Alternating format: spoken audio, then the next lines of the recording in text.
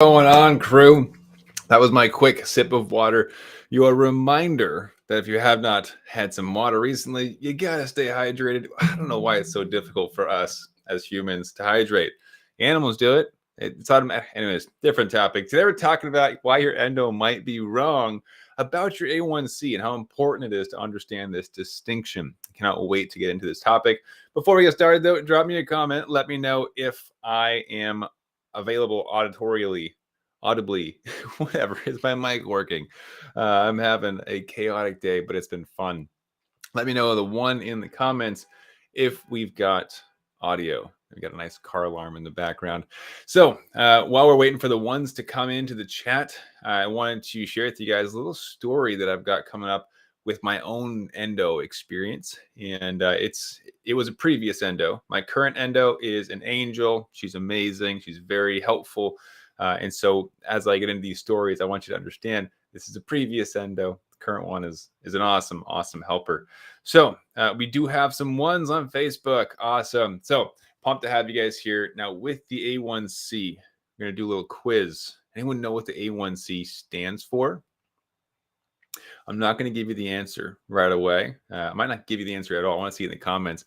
What does the A1C stand for? Or if you call it the HbA1c, what is that? But while I wait for your responses in there, I'll give you the definition of what the thing is measuring. It's actually measuring your blood sugars over the last 3 months. Now, why is that important? Right? The idea is it gives us the big picture. Right? It gives us a big overview, a nice average of how are my blood sugars doing. Now, when you really think about it, it's also kind of a report card, right? You go into your endo, it's like, ooh, is it going to be a good one? Did I pass? And you're like waiting for them to read it, right? It can be stressful. Not going to lie to you guys, I used to avoid going to the endo because I was so worried about my grade, with my diabetes. Being asked questions that I didn't have answers to. Why were you high 3 weeks ago? I'm like, I don't know. I go high every day. I have lows every day too, because back then I was not controlled.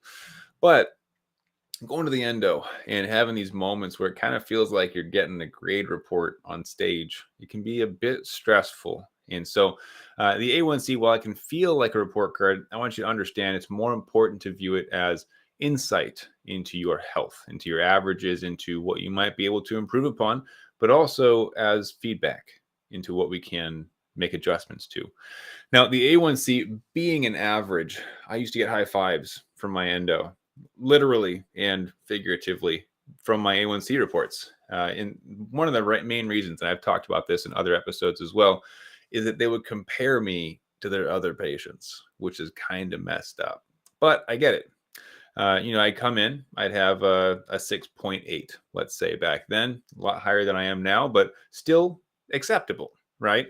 Big goal that most endos and doctors have is that we are below a 7. And if you're below a 7, there's a huge correlation between a reduced risk of complications. And so a lot of times that's not only the first goal, but the only goal. And it's really interesting because once you get under a 7, you kind of fly under the radar with the endos, where it's like they stop checking in on you, they stop getting on your case, they stop bugging you for better blood sugars. And in my case, they even stopped asking the questions that were helping me to improve, and it started to creep back up. Kind of ironic, right? When a C student becomes a B student, you'd think that they would want you to become an A student, right? And continue improving. That's why I've got this thing that I tell my Warriors Inner Circle members, CANI, or constant and never-ending improvement. It's critical that we don't stop, because if you're not growing, you're dying, right? In a figural and literal sense. But with these, I noticed that once I was quote unquote good with the A1C, I got forgotten about. I wasn't getting appointment reminders as frequently. The check-ins were more so like, oh, yep, your A1C is still in the 6s. Good job. We'll see you next time. And they got less frequent and less detailed. And it was frustrating. And I got to a place where I felt like I was on my own.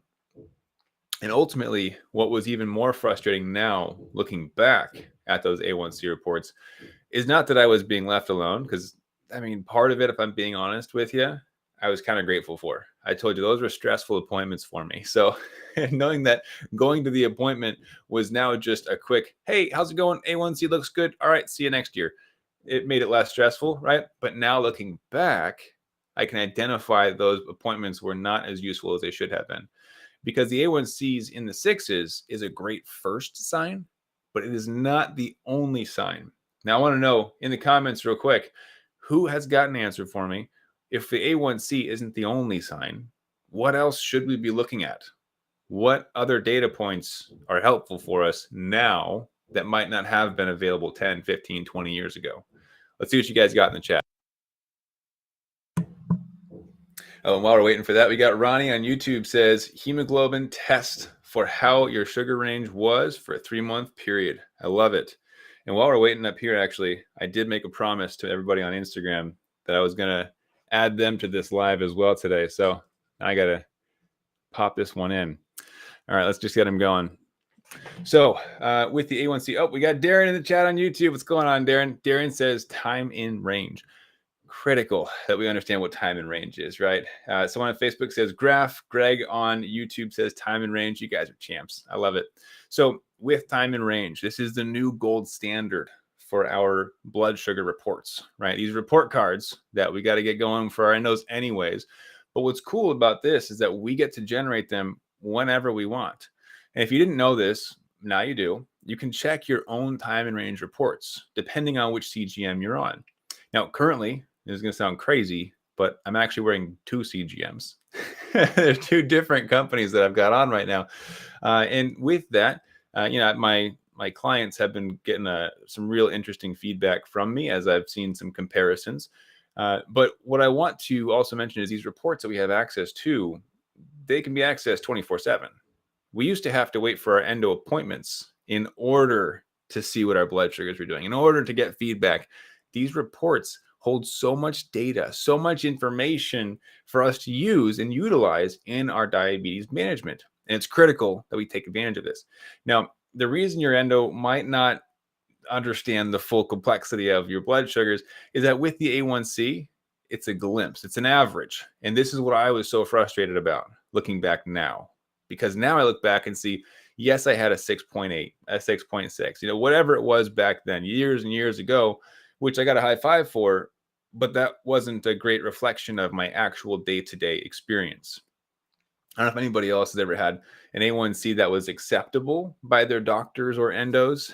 And to you, you're like, yeah, but day-to-day, life sucks, right? I actually just got off of call with somebody today who's like, yeah, my A1C and time and range both look good, but it's up and down and up and down and up and down all day long, every single day. And my doctors couldn't be happier. Oh, don't change anything. This looks amazing. And it's like, really? Yes, I get that it's technically a good number according to your papers. Like on paper, it looks good. Yes, I get that. But I'm telling you, it sucks. And for me, looking back, yes, I had an A1C in the 6s, and I wasn't even that good at diabetes yet. Like I was pretty happy with that, right? At that point. But my blood sugars were all over the map. And that is the gap that so many endos and doctors are missing when all they look at is your A1C. When all they see is this average, they say, hey, look at that. Your average blood sugar is 130, 140. Yes, 6.5 looks good. We'll see you next time. The issue with that is that an average of 130 means you could still be seeing blood sugars that are hitting 40 and 300, right? You could still have this wild variation day to day that is driving you nuts, but you might have a doctor or an endo that says, good job, you're doing great, right? And it can be really frustrating, demotivating, right? And it's like, wait, this is great. This is the end. Like, this is as good as it gets. Are you kidding me? And it is so killer to our motivation, because when we realize that, or not realize, when we're told that that's as good as diabetes gets, still hitting 40s, still hitting 300s, we want to give up. It's like, why am I trying so hard then, right? If it's normal to hit these numbers, I don't want to deal with that. And we kind of fall back and backslide. And that's what happened to me. A1C started creeping up. And at that period of my life where I was hitting, the sixes and the A1Cs and getting high fives by my endo, I was having daily lows, daily highs. It was kind of a nightmare. It was relatively normal for me to go low every single night, like bad lows. And to my endo, that was a high five. That was good job. That was your passing. And we don't need to watch you closely. That should frustrate us a little bit, right? If the report card that we're giving isn't giving all of the information and we experience a different reality than is being judged, well, we need to start taking things into our own hands, right? It's time for us to take a deeper look at the tools that we do have these days. And whether you're on a CGM or not, that's not the issue here. The issue is that we need to be taking more responsibility for this because nobody else is going to, right? Nobody else is going to care about your health as much as you do. Let's say that again. No one else is going to care about your health as much as you do. They'll care about you, right? And your loved ones too. Of course they care about you, but they're not living in your body. They're not going to deal with the complications or the severe lows or the frustrating highs. That's on us. And as a result, we got to be the ones that take care of it. We got to be the ones that put the effort forward to get the results of more stable blood sugars. That's the key. So, the endos are getting these report cards, but the issue is they're only half filled out. The A1C, it's a glimpse. It's helpful. Don't get me wrong. The A1C should not be thrown out the window. It's not done yet, right? Because time in range, it gives you a percentage of how much time you spend between 70 and 180, right? However, you could technically spend 100% of your day at 170 and be 100% in range. But what does that mean? Well, that translates to a higher than average A1C, right? Not ideal. And so the A1C helps us to understand in context to the time in range, where do I sit on the average blood sugar? So if I have an A1C of a 6.1 and a time in range of 90%, well, that's fantastic, right? That means that my average blood sugar is at a good spot, and I'm usually there because my time in range is also pretty good. Now, of course, we got to take into consideration a few other data points as well. Standard deviation, right? What does that look like? Am I up and down all day long in that specific area? Looking at quality of life metrics. Do I have to restrict my diet or my activities? There's a lot that goes into it, right? But at the surface level, the first step is what does my A1C look like and how does that compare to my day-to-day experience? And is that being communicated to my endo or to my medical team? Right? Because if they're not aware of what's going on, they can't help. And if you tell them what's going on and they don't help or they don't know how, like they don't know what the tools are that you need, you're going to have to go out and do it yourself. Whether that's research, maybe that's connecting with, a guide or a coach or an expert of some kind, you're going to have to take it into your own hands if your medical team isn't helping you to excel. Because a lot of times their priority, as it should be initially, is keeping you alive, right? It's helping you to survive with your diabetes. And most of the time, they do a pretty good job of that. But if we expect to thrive with our diabetes, it has to be by design. It will not be by accident. You're not going to magically have 100% time in range days while you're eating cheeseburgers and not pre-bolusing and having milkshakes and, just going nuts. It's not going to happen. Right? You have to understand how to put those strategies into work. Yes, you can have cheeseburgers. Yes, you can have milkshakes and go to theme parks and have fun. But there's strategies that must be implemented in order to see that control. So I believe that the A1C is a great starting point. It offers great context to our current gold standard, which is time in range. However, it is important for us to understand multiple data sets. So the A1C in conjunction with time in range, in conjunction with standard deviation, in conjunction with our lived experiences. Is my blood sugar always up and down, or is it perfectly stable throughout the day? And on top of that, the metrics of quality of life. Is it perfect on paper only, or am I able to control this while being spontaneous, while enjoying adventure, while having fun in my life, right? And that one is the last piece of the puzzle for most people is, yes, I can get an A1C where I want it, 5s and 6s. Yes, my time in range looks great, 70%, 80%, 90%. But It's a big but. It's a lot of effort and or restriction. And I talk to so many people where they're like, Matt, look, my doctor literally jumped for joy every time I go in for my appointments. You're my best patient. But they don't understand how much effort goes into this. I have to count every single carb. I can't have high carb meals. I can't go for hikes or adventures. I have never traveled in the 10 years that I've had diabetes. All these stories. And it's sad because the tools are available, but are not being implemented because most people just don't know that they exist. Right. So, a lot of different pieces to this one. It's kind of a rant, honestly. I've had a lot of chats recently with clients and people just like you who are telling me their doctors are missing the point. Their endos are missing the point. And it's depressing. Understanding that our medical system is failing us, but then also realizing that we are failing ourselves if we choose to do nothing, knowing that fact.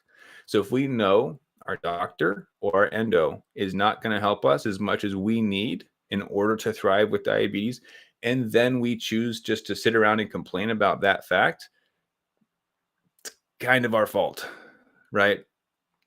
If you're sitting on the side of a road and your friend is not a mechanic and you choose just to complain about the fact that your friend can't fix a tire instead of calling a mechanic, well, it's kind of your fault, right? That you're still stuck on the side of the road. Call AAA, call the expert to come do it for you so you can get back on the road and stop complaining about the current situation when you could do something about it. Some tough love because I care about you guys. And this was the same spot that I used to be in. My medical team was not helpful. They were not doing it for me. Daily lows, not where you want to be, right? And some of them were pretty scary. They were pretty bad. And my endo did not know how to fix that. Oh, but your A1C looks good. No. And it took me years. It took me years to realize that I was allowed to take control of my diabetes. I thought I wasn't allowed to do it. I thought there's like some imaginary law against taking control of my diabetes. I thought that everything had to be done by my doctor, my endo. I don't know why. I don't know where that came from, but I thought I had to go to them for every decision ever. When the reality is, this is your body, this is your life, and you get to make the decisions. You can ask for second thoughts from other people, right? Second opinions. You're allowed to do that. You're also allowed to do your own research, to open your mind to new strategies that will allow you to, yes, have the A1C of your dreams, the time and range and smooth blood sugar numbers, and the quality of life, which a lot of people don't realize is possible. And I'm here to tell you today, it is, and it's fan-freaking-tastic. It's a fun little word for you. Fan-freaking-tastic. It's amazing. It takes work and responsibility, right? I told you got to take responsibility for your own diabetes. No one else is going to do it because they got their own life to live. They got their own stuff they're probably going through, right? So instead, it falls on us to make our own decisions to move forward towards thriving with our diabetes. So, is your endo wrong about the A1C? Yes and no. The A1C is important. It should be taken into consideration, but there's other factors at play. Time and range, standard deviation, and quality of life. That's a big one. Do I get to eat what I want and still have stable blood sugars, right? Do I get to go work out, have fun? My endo years back recommended against healthier eating because they said, oh, it changes. No, you got to just stay super consistent with your diabetes. You have to eat at the same time every day, same types of foods. And it's ridiculous. It's frustrating seeing what's out there, and it gets so much better. It really does.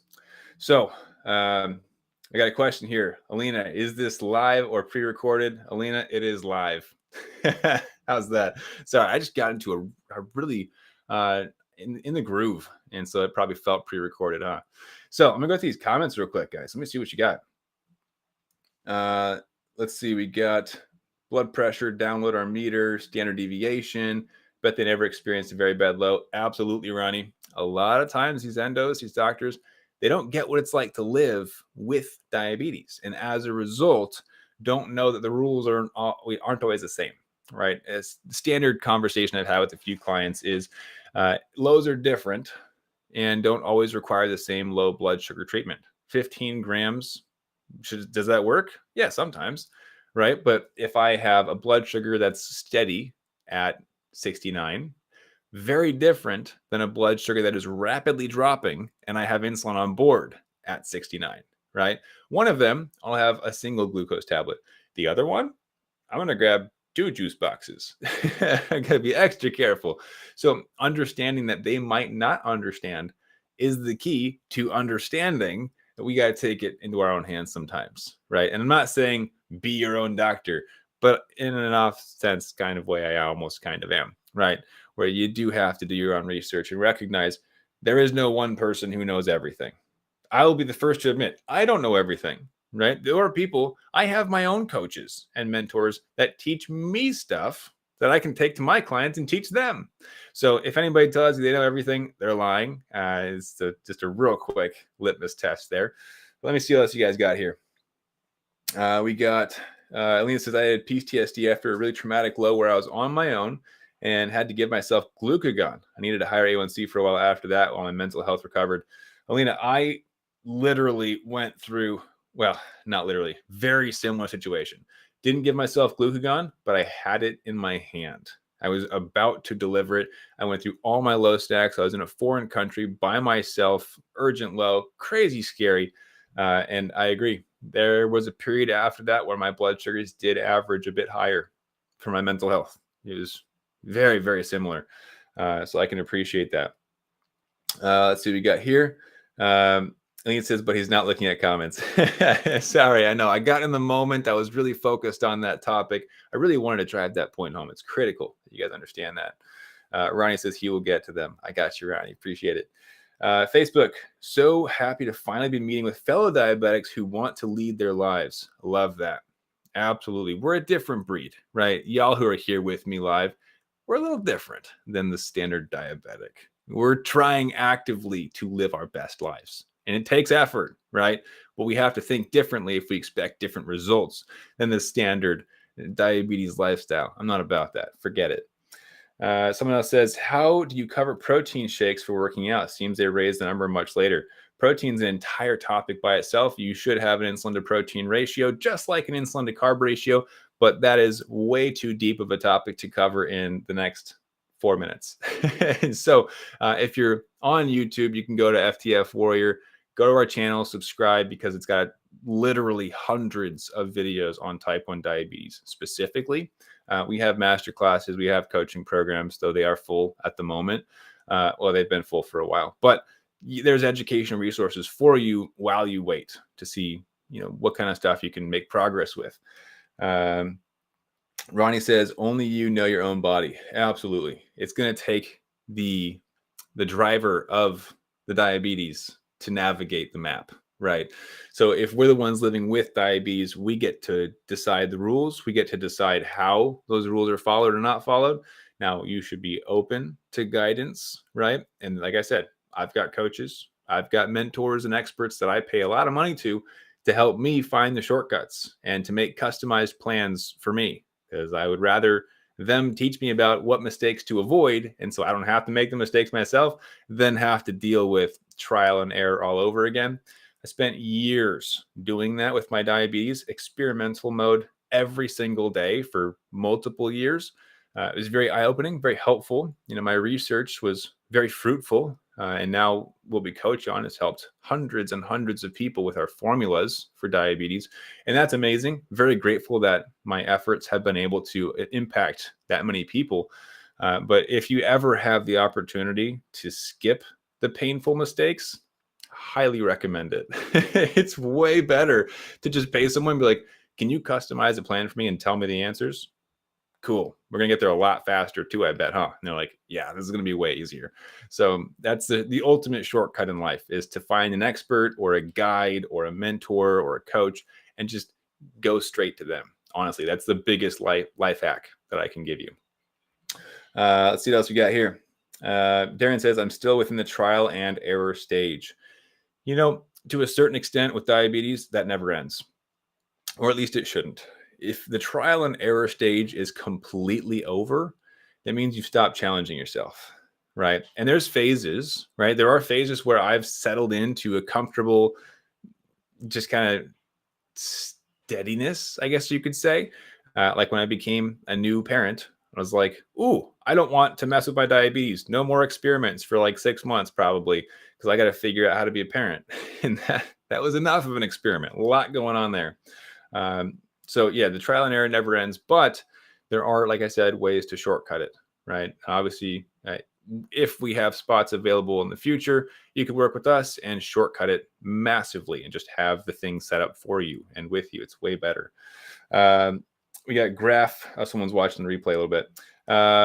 Baby Tig Tig says, do you know if blood sugars in the 60s damage the body? If so, what damage? Yes and no. I'm going to shy away just a little bit from giving any kind of medical advice on Alive, because this is a general audience and any advice that I give is specific to the individual. We're all different. We're all unique. Our neurology is set up differently. So what might be a low for me that could impact my brain health, right, might be a different low for somebody else. And it's very nuanced. There are general guidelines and all that, of course, yes. But as far as what number does damage start happening, that I would be uncomfortable sharing or coaching on in a generalized sense, especially because there's very little data to show this specific number. It's a lot more of averages. So I hope this one's been helpful for you guys. A1C, it's helpful. Yes, it's not the end all. You need to look at all data points. And today we talked about A1C, time and range, standard deviation, and quality of life. Don't forget about that one. That's the side of the report card that nobody looks at. They're like, I got my diabetes managed so well. And I'm like, you haven't enjoyed food in a decade, right? You haven't traveled. You're scared to go out with friends. That's not living. And I know, because that's how I used to live my life. I used to be like, oh, I'm 100% time and range all the time. But I said no to all invitations. Life sucked. It's not what you want to deal with, right? You got to find the balance. Happy and healthy. Healthy and happy. They can coexist. It's possible, but it takes some work to set up initially. All right. So Alina says this was super helpful. Thanks. Awesome. Alina says, I tried to tell my endo that I accidentally gave myself 10 units instead of 1 was extremely traumatic. Took almost a year to trust myself. He said that was just an anomaly, nothing to worry about. Oh, that's going to make me frustrated. For you, of course. I can imagine that must have been a difficult situation. I've experienced some similar circumstances, being put down, or what's the word I'm looking for? Gaslighted. Is that the right word? Gaslit by medical professionals. It's like, I don't think you understand what it's like to live with this thing, right? Ronnie said, I had some lows that was triggered by being allergic to type 2 meds. A lot of stuff out there that's going to impact blood sugars. I'll leave you with this.